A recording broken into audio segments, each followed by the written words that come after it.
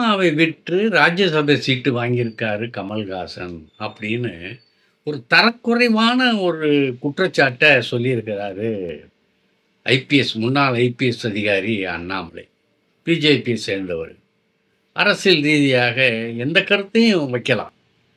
ஆனால் அநியாயமாக ஒரு தரக்குறைவான கருத்துக்களெல்லாம் வைக்கிறது ரொம்ப மோசம்.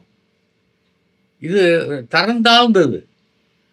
அவருக்குள்ள ஒரு அந்த பதவிக்கு, அந்த ஐபிஎஸ் பதவிக்கு இவர் தகுதியானவர் தானா, இவர் தகுதியாக தான் நடந்திருப்பாரா அப்படிங்கிற பல சந்தேகங்கள் எல்லாம் இப்போ கிளப்புற அளவுக்கு அவருடைய பேச்சு இருக்கு.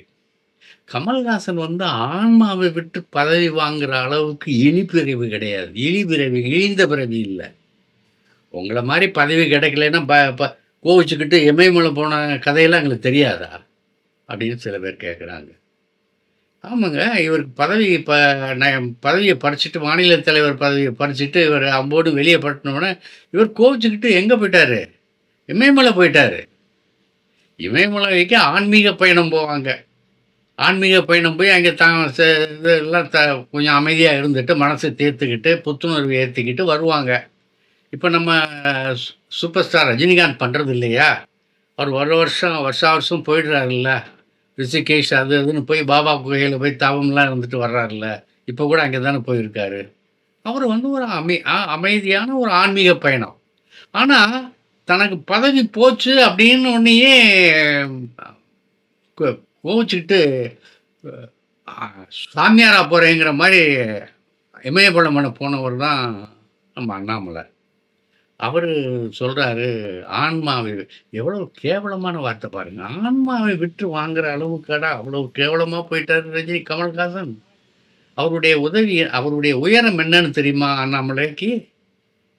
அவருடைய உயரம் என்ன? கமல்ஹாசனுடைய உயரம் என்ன? உலகமே தெரியும்.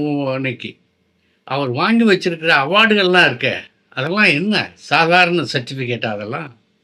அதெல்லாம் ஒவ்வொரு கான்டாக்ட் சர்டிஃபிகேட் மாதிரி. ஒவ்வொரு குணச்சித்திர நடிப்புக்கும் கிடைத்த உயரிய பதவிகள்.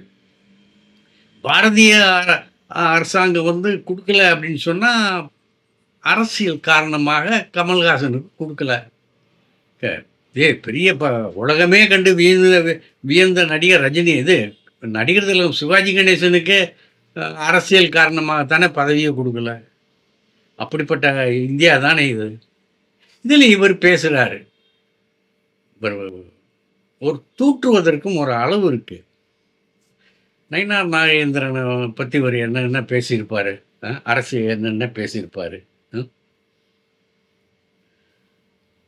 அமித்ஷா வீட்டில் தமிழக தலைவர்கள் கூட்டமெல்லாம் நடந்துச்சு. அந்த கூட்டத்தில் எல்லாருமே கலந்துக்கிட்டாங்க. நம்ம தமிழிசை சவுந்தரராஜன், எல் முருகன், இன்னும் முக்கியமான தலைவர்கள்லாம் கலந்துக்கிட்டாங்க. ஏன்னா அது அந்த முக்கியமான தலைவர்கள் கூட்டம்தான். அந்த முக்கியமான தலைவர்கள் கூட்டத்தில் அண்ணாமலை இல்லை, கலந்துக்கல. என்னன்னா கோபம். இவருக்கு அந்த பாரதிய ஜனதா மேல்மட்ட இதுக்கு என்ன தகராறு? உனக்கு பதவியை பறிச்சுட்டாங்க, உன்னுடைய எல்லாத்தையும் அந்தஸ்தெல்லாம் குறைச்சிட்டாங்க அப்படிங்கிற ஒரு கடுப்பு தானே அண்ணாமலையை அங்கே போகாமல் தடுத்தது. அது உண்மைதானே? அப்போ பதவிக்காக ஆன்மாவை விற்பதற்கும் தயாராக இருந்தால் யாரு? அண்ணாமலை தானே. யோசிச்சு பாருங்களேன். தன்னுடைய பதவியை பறிச்சிட்டாங்கன்னே உயர்மட்ட குழு அமித்ஷா இதில் நடக்குது, போகலை. இம்முட்டுக்கு இந்த அமித்ஷா பற்றி நீ எவ்வளோ பெரிய இதெல்லாம் சொல்லியிருந்த. பத்திரிகையாளர் கூட்டம் நடக்குதுங்க. அமித்ஷா உள்துறை அமைச்சர் கலந்துக்கிறாரு. அந்த கூட்டத்தில் பத்திரிகையாளர்கள் கலந்துக்கிறாங்க. இவரும் இருக்காரு. இவர் என்ன சொல்கிறாரு? அண்ணாமலை உள்துறை அமைச்சர், மிகப்பெரிய பதவி, உயர்ந்த பதவி. அந்த பதவியில் இருப்பவர் இந்த ப்ரெஸ் கான்ஃபரன்ஸுக்கு வந்திருக்காரு. ஆகவே கேள்வி கேட்பவர்களெல்லாம் எழுந்து நின்று கேள்வி கேட்க வேணும்னு. பத்திரிகையாளர்களை அவமதிக்கிற மாதிரி பேசினவன் நீ. யாராவது எழுந்து நின்று கேட்க என்னங்க? ஒரு பழக்கமே இல்லை. எழுந்து நின்று வச்சு சர்வதேச தலைவர்கள் நீங்கள் தன்னை அடையாளப்படுத்திக் கொள்வதற்காக எழுந்து நின்று, நான் இந்த பத்திரிகைக்காரன், நான் இந்த இதில் கேள்வி கேட்குறேன்னு சொல்லி தன்னை அறிமுகப்படுத்திக்குவாங்க சர்வதேச பத்திரிகையாளர்கள் கூட்டத்தில்.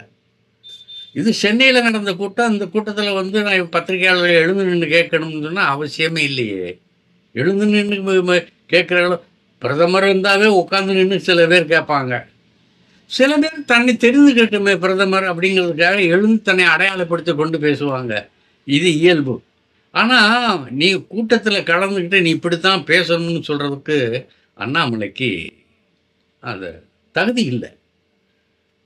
அவர் அந்த மாரி பேசியிருக்க கூடாது. ஆனா, அப்படியெல்லாம் பேசினவரு. எல்லாம் என்ன எதுக்காக? அந்த பதவி மேல இருந்த ஒரு இதுதானே.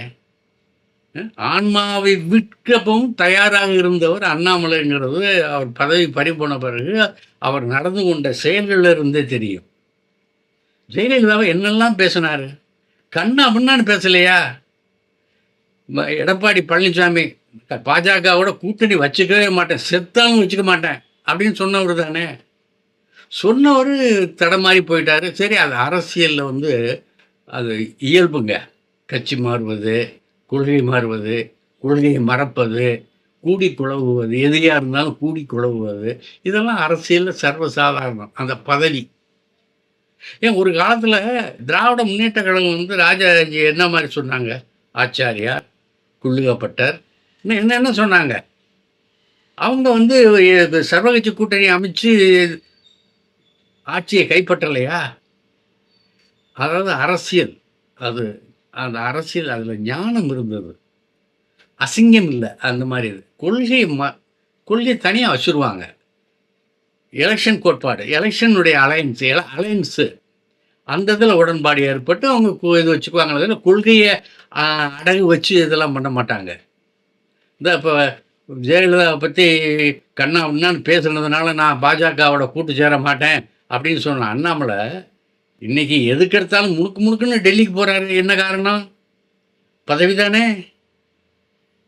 இப்போ அண்ணாமலை பாஜகவை பற்றி, அதாவது இப்போ பழனிசாமியை பற்றி என்னென்னா பேசினார் இந்த அண்ணாமலை. அவர் இப்போ அண்ணாமலை ஜெயின் போகலையா? ஆக அண்ணாமலை வந்து நம்ம உலகநாயகனை பேசுவதற்கு, குறை சொல்வதற்கு, குற்றம் சொல்வதற்கு கொஞ்சம் கூட தகுதி இல்லாதவருங்கிறது தான் என்னுடைய கருத்து. நீங்கள் அரசியல் ரீதியாக விமர்சனம் பண்ணுங்களேன். அரசியல் ரீதியாக விமர்சனம் பண்ணாமல் எதுக்கு அநாகரிகமான வார்த்தைகளை கோர்த்து அவமதிப்பு செய்கிறீங்க? அந்த கலைஞனை அவமதிப்பு பண்ணி செஞ்சதுனால உனக்கு என்ன கிரீடம் ஏறிடுது அவன் மேலே? இல்லை உனக்கு கூப்பிட்டு பாரதிய ஜனதா கட்சி மேலிடம் வந்து உனக்கு பெரிய பதவியை கொடுத்து கௌரவிக்க போதா? அது ஒருபோதும் நடக்க போகிறதில்ல. இந்த பழிவாங்கும் அரசியல்ங்கிறது இந்த பிஜேபிகிட்ட நிறையவே இருக்குது. அந்த பழிவாங்க அரசியல் வந்து எப்போ நம்ம கமல்ஹாசன் மீது பாயுங்கிறது தெரியல. அது நிச்சயமாக இந்த எலெக்ஷன் வர்றதுக்குள்ளே, இந்த எலெக்ஷன் அனௌன்ஸ் வர்றதுக்குள்ளே ஏதாவது ஒரு கொடும் கரத்தை நீக்கி குரல் வலையை நெருக்கி பார்ப்பாங்க கமல்ஹாசனை. அவருடைய அரசியல் முன்னேற்றம் அவர்களுக்கு பிஜேபிக்கு வந்து ஒரு பெரிய ஆத்திரத்தை கொடுத்துருக்கு. எவ்வளோ கஷ்டப்பட்டு நம்ம எத்தனை தலைவர்களை பழி கொடுத்துட்டு இது பண்ணிலாம் நம்ம அரசியல் பண்ணி எத்தனை கட்சி தலைமையில் ஏறி இந்த இடத்துக்கு வந்திருக்கோம். மக்கள் நீதி மையம் ஈஸியாக வந்துட்டானே அடுத்த இடத்துக்கு. இந்த ராஜ்யசபா சீட்டுக்கு வந்துட்டான், அடுத்து சட்டசபை தேர்தலையும் நிற்பான், வந்துட்டான்னா நமக்குள்ள ரொம்ப கேவலம் அப்படிங்கிற ஒரு கோபம் பிஜேபிக்கு இருக்குது. ஆகையினால கமல்ஹாசனை எந்த அளவுக்கு அடக்கலாம், ஒடுக்கலாம், மடக்கலாம், பழிவாங்கலாம் அப்படிங்கிற சிந்தனை, அந்த எண்ணம் பிஜேபி தலைமைக்கு இருக்குது, அமித்ஷாவுக்கு இருக்குது, மோடிக்கு இருக்குது. ஏன்னா இவர் ராகுல் காந்தியினுடைய நெருங்கிய நண்பர் கமல்ஹாசன். அதனால் அந்த கோபம் பிஜேபிக்கு இருக்குது. அதன் வெளிப்பாடு தான் ஆன்மாவை விற்று ராஜ்யசபா சீட்டு வாங்கினாருங்கிற அநாகரிக கீழ்த்தரமான கூற்றுகளை அண்ணாமலை சொல்லியிருக்காரு. ரொம்ப வன்மையானது, கண்டிக்கத்தக்கது, கண்டிக்கிறேன். அண்ணாமலையை தலைவர் பதவியிலேருந்து நீக்கின பிறகு இவர் கட்சி மேலிடத்து மேலே ஒரு பெரிய அதிருப்தியில் இருந்தார், கோபத்தில் இருந்தார். அப்போ தேசிய தலைவர், தேசிய அமைப்பு பொதுச் செயலாளர் சந்தோஷ் அவர் வந்து அண்ணாமலை சந்திக்கிறார். எங்கே? பனையூர் வீட்டில். கிட்டத்தட்ட 1 மணி நேரம் நடக்குது பேச்சுவார்த்தை நடத்தின பிறகு அதுக்கு பிறகு இவர் இறங்கி வந்து சரி நான் செயல்படுறேன் அப்படின்னு சொல்லி வந்தார். எதுக்காக? அவர் பேசினாருங்கிறதுக்காகவா? மீண்டும் பதவி தருவோம் அப்படிங்கிற ஒரு உறுதி கொடுத்ததுனால அண்ணாமலை மறுபடியும் கட்சிக்கு வந்தாரு அப்படிங்கிற ஒரு இது இருக்கு. இவர் பேசுறாரு, ஆன்மாவை விற்று அரசியல் ராஜ்யசபா சீட்டு வாங்கினார்.